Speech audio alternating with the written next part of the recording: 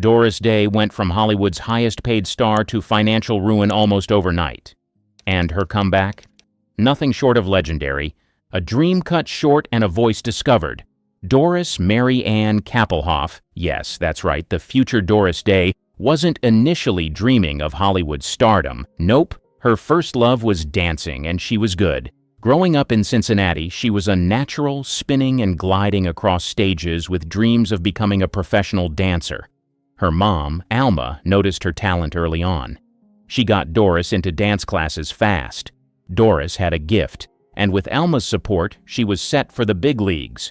But then, fate decided to toss a curveball. In her teens, Doris's dreams came crashing down, literally. A severe car accident shattered her leg, leaving her sidelined and devastated. After her accident, Doris Day faced a challenging recovery period.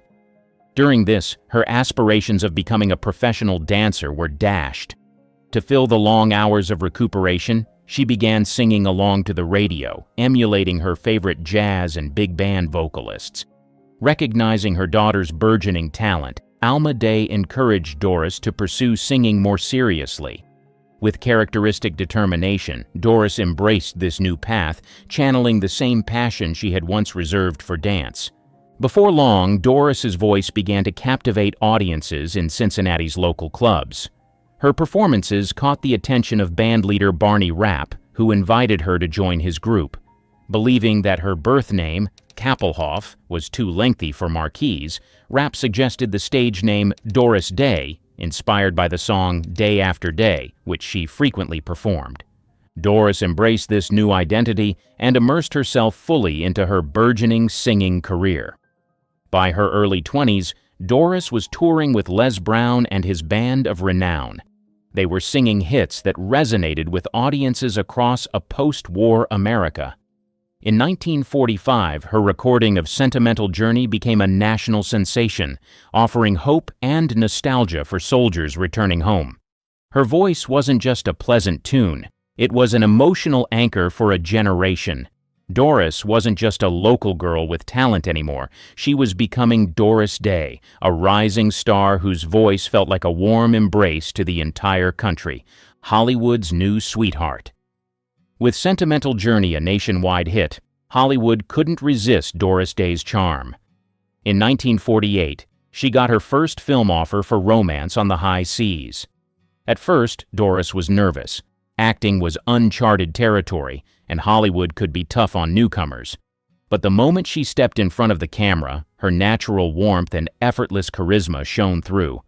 Doris was a hit, and audiences fell in love instantly. Her debut film was the start of something big. Doris's mix of genuine charm and vocal talent made her Hollywood's new it girl, and soon she was starring in movies like My Dream Is Yours and Young Man with a Horn. Doris brought a fresh, authentic appeal that stood out in a sea of glamorous starlets. She wasn't the untouchable Hollywood siren. She was relatable, the girl next door with a radiant smile and a voice that made you feel every note. In post-war America, she was exactly what people craved: hope, sweetness, and a touch of innocence. By the early 1950s, Doris was no longer just a rising star, she was a household name. Studios lined up to cast her, knowing her presence could light up the screen and bring audiences to the theaters. Her approachable style and sunny personality made her feel like a breath of fresh air in Hollywood, a world that often felt too polished to feel real. Doris was authentic, and people adored her for it. Yet fame wasn't all glitz and glamour. Behind the scenes, Doris was quickly learning that Hollywood came with intense demands, the tight schedules, back-to-back filming, and little downtime. But she pressed on, determined to make her mark, and with each new role she won over fans and critics alike. The musical star and cultural icon. By the mid-1950s, Doris Day was no ordinary star. She was a cultural icon. She was the face of post-war America's hope and charm. In 1953, she starred in Calamity Jane, a rollicking musical that let Doris show off her full range. Not only did she sing her heart out, but she also let loose with tomboy humor and effortless charm.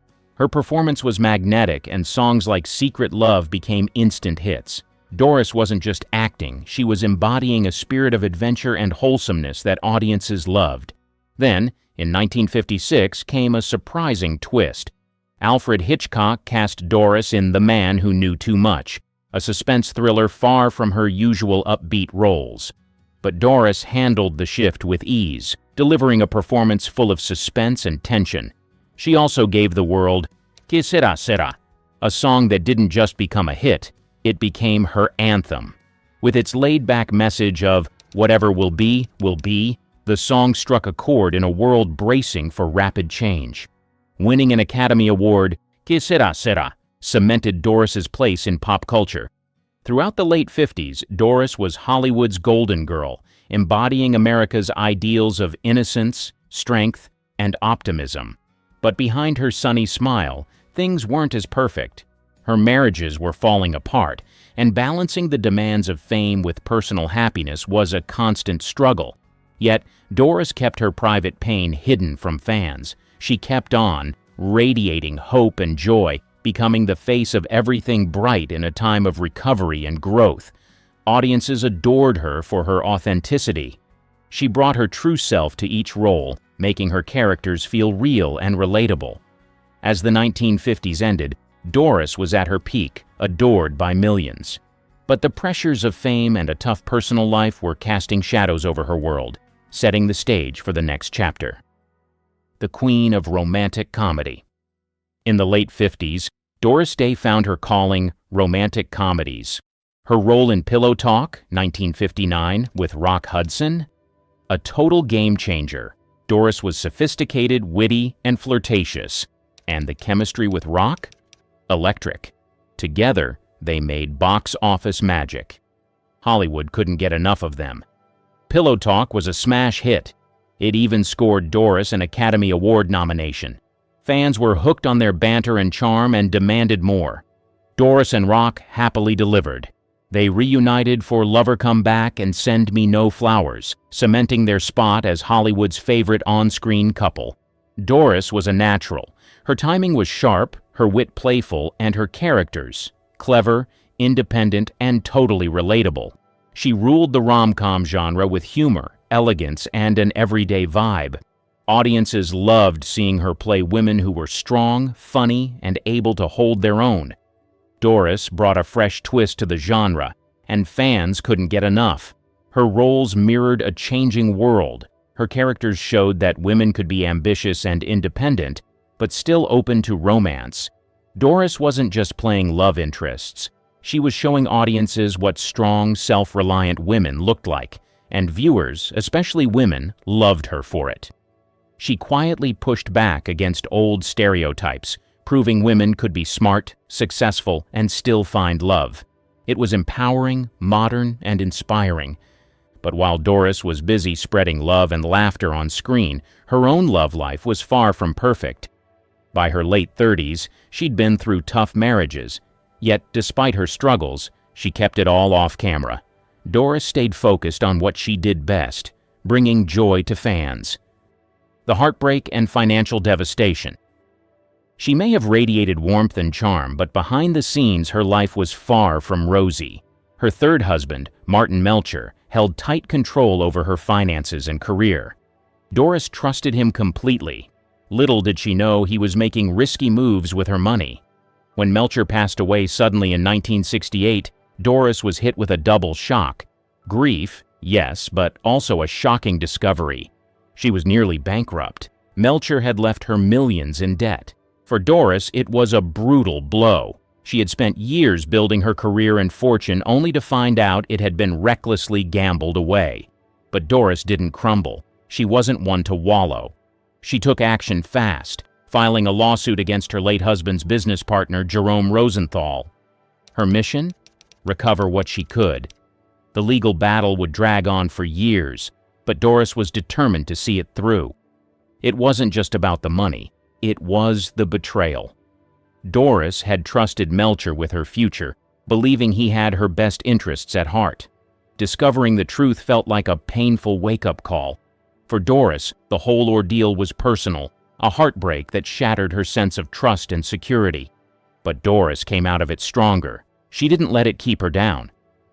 Instead, she resolved to take control of her life and career, determined to protect her future on her own terms. The experience transformed her. She became more cautious, wiser, and fiercely independent. Doris Day was no longer just America's sweetheart. She was a survivor, a woman who had faced betrayal and risen above it with resilience and grace. The legal battle for financial independence. After Martin Melcher's death, Doris began uncovering the full extent of the financial chaos he'd left behind. Not only was she nearly bankrupt, but she discovered that her business partner, Jerome Rosenthal, had been mismanaging her finances and funneling her money into risky, dubious investments for years. Hurt and furious, Doris decided she wouldn't sit back and let this betrayal go unanswered. In 1969, she filed a massive lawsuit against Rosenthal. It sparked a high-profile legal battle that would drag on for over a decade. The case quickly became a media sensation. Doris Day, America's sweetheart, fighting a courtroom battle to regain control of her hard-earned wealth? The public couldn't get enough. But behind the headlines, Doris's determination was nothing short of inspiring. She showed up in court whenever needed. She's backed by a powerhouse legal team committed to exposing Rosenthal's financial betrayal. The trial laid bare shocking details. Rosenthal hadn't just made bad investment choices with her money. He had used her earnings to fund his own personal luxuries, buying properties and covering private expenses, all while Doris unknowingly footed the bill. Doris was devastated by the betrayal, but resolute in her fight to reclaim what was hers. She wanted justice, not just for the money, but for the principle. In 1974, after years of legal wrangling, Doris won a staggering $22.8 million judgment against Rosenthal, one of California's largest civil verdicts at the time. But the victory was bittersweet. Rosenthal appealed the decision, dragging out the case even further and delaying her compensation. Although Doris eventually received part of the awarded sum, the prolonged years in court took a heavy toll on her emotionally. She had worked tirelessly to build her career and wealth, now only to have it jeopardized by someone she had trusted completely, reinventing herself on television. Following Martin Melcher's death, Doris Day discovered that he had committed her to a television series without her knowledge. Despite her reservations about transitioning from film to television, she honored the contract, leading to the debut of The Doris Day Show in 1968. The sitcom provided her with a vital opportunity to address her financial challenges, and it quickly became a favorite among audiences. The show quickly became a hit. It ran for 5 successful seasons and gave Doris a platform to shine in a fresh, relatable role. Unlike the polished characters she'd played on the silver screen, television allowed Doris to connect with audiences in a more intimate, personal way. Every week, fans tuned in to see her as a single working mother balancing career and family, a character that reflected the changing dynamics of American households at the time. Her natural charm and perfect comedic timing brought a new authenticity to her character, turning The Doris Day Show into a beloved staple in homes across the country. At first, studio restrictions limited Doris's creative freedom, but as the show's popularity grew, so did her influence over its direction. The sitcom allowed her to step beyond the girl-next-door image she'd carried for years and reveal a more multifaceted persona. Audiences got to see a different side of Doris, one that was warm, funny, and endlessly relatable. Her character struck a chord, especially with women who saw themselves in her daily struggles to balance work, family, and personal life. By the time the series wrapped in 1973, Doris had done more than just pay off her debts. She had reinvented herself in a whole new medium. With a sense of fulfillment and closure, Doris bid farewell to the entertainment industry. She's ready to focus on a new passion close to her heart: rescuing animals. A passion for animal rights. Leaving Hollywood didn't mean Doris Day was done making a difference. In the late 1970s, she shifted her focus to something that had always been close to her heart: animal welfare. Doris had always adored animals. They were her lifelong comfort and joy, the companions she could count on through every chapter of her life. Now, she wanted to give back. In 1978, She founded the Doris Day Pet Foundation, a nonprofit dedicated to rescuing and rehoming animals. Finally, Doris was using her fame in a way that felt deeply meaningful. The foundation quickly took off, thanks to Doris's star power, which drew national attention to the cause. But saving animals was only part of her mission. Doris wanted to change how people thought about pet ownership. She focused on educating the public, promoting responsible ownership, and funding spay and neuter programs to tackle animal overpopulation. And she didn't just lend her name to the cause. Doris was hands-on. She personally participated in rescues, often rolling up her sleeves and getting involved with the animals she loved. Doris's commitment didn't stop there.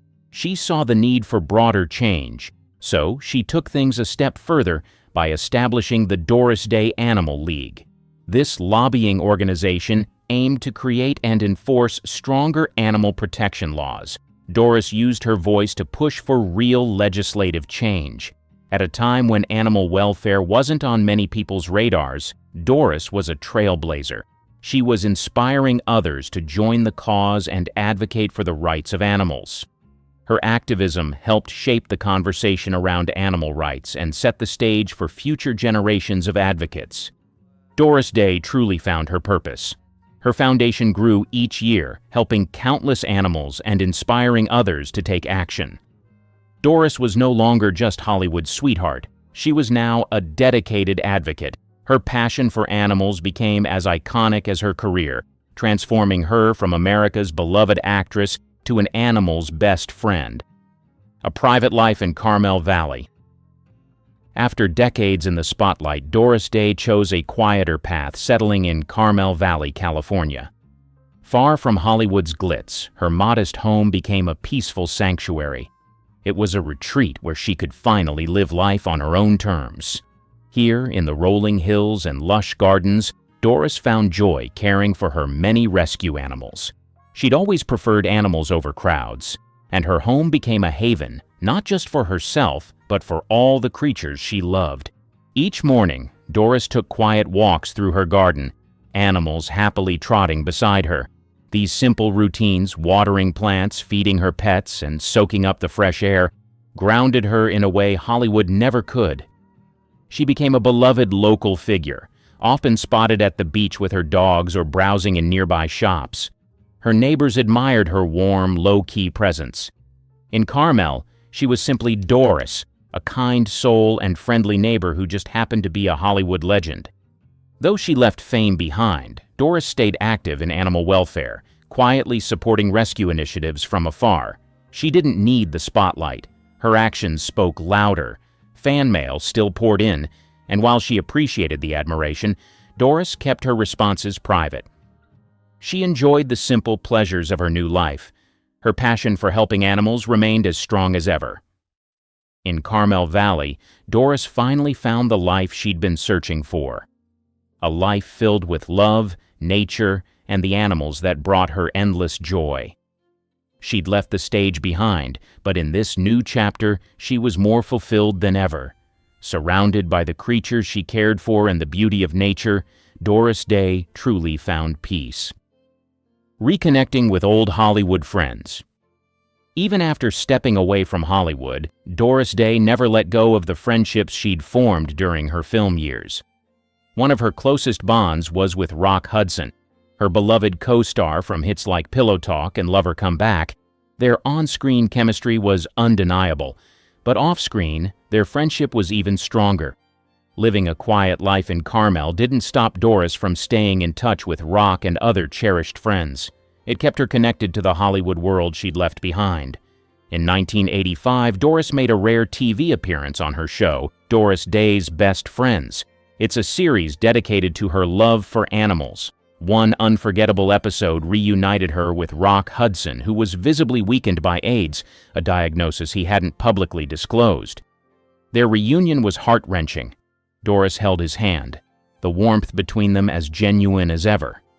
They reminisced about their Hollywood days, laughing and supporting each other through memories both bitter and sweet.